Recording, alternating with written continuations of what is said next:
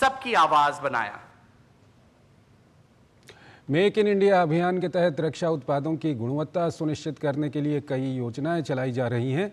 भारतीय रक्षा में गुणवत्ता आश्वासन के 68वें स्थापना दिवस पर डीडी न्यूज़ संवाददाता विशाल बैरिस्टो ने निरीक्षण के समय को कम करने और निजी भारतीय कंपनी द्वारा आपूर्ति को अधिक स्वायत्तता प्रदान करने के लिए उठाए गए कदमों पर डायरेक्टर जनरल क्वालिटी एश्योरेंस से खास बातचीत की।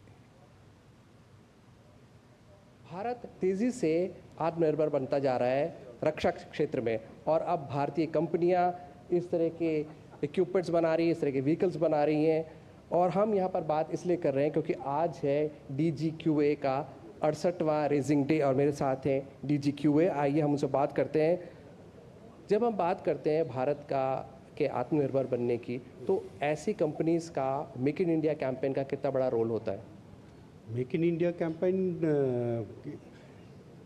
ये हमारा जो कंपनीज है, सो लार्ज इंडस्ट्रीज है, उनके थ्रू जितना भी वो बड़े प्रोजेक्ट्स हैं वो पूरा उन्होंने अंडरटेक कर रहे हैं। अभी व्हीकल्स इधर डिस्प्ले हुआ है, मैक्सिमम व्हीकल्स वो हमारा महिंद्रा डिफेंस सिस्टम ने डिस्प्ले किया है, और ड्रोन्स भी इधर डिस्प्ले किया है, हाई एल्टीट्यूड ड्रोन्स भी इधर डिस्प्ले किया है। 90 देशों में भारत अपने रक्षा उत्पाद निर्यात कर रहा है। कुछ देशों के नाम बताना चाहेंगे और क्या क्या हम भेज रहे हैं बाहर? अभी for example Thailand, Bangladesh, Sri Lanka, so ये ऐसे ही बहुत सारे कंट्रीज़ को इन्होंने एक्सपोर्ट कर रहे हैं।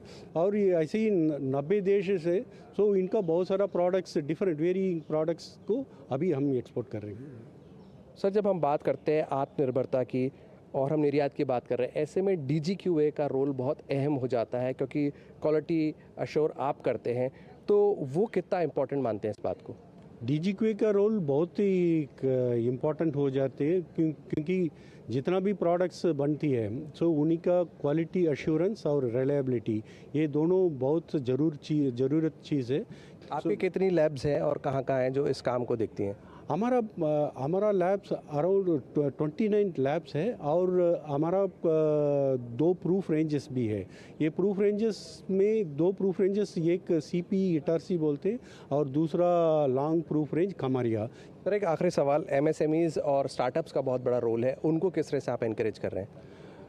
हाँ, MSME के लिए इनकरेज करना बहुत ज़रूरी है क्योंकि अभी जो इंडिजिनियस प्रोडक्शन के लिए इन लोग सब लोग आ रहे हैं, इनका जो ज़रूरत चीज़ है, एक तो कास्ट कम होना चाहिए और इनका टाइमलाइन कम होना चाहिए। ये दोनों चीज़ में DGQA ने एक्सक्लूसिव ध्यान दे रहे हैं। कैमरामैन संजीव के साथ मैं विशाल बैरिस्टो, DD न्यूज़, दिल्ली।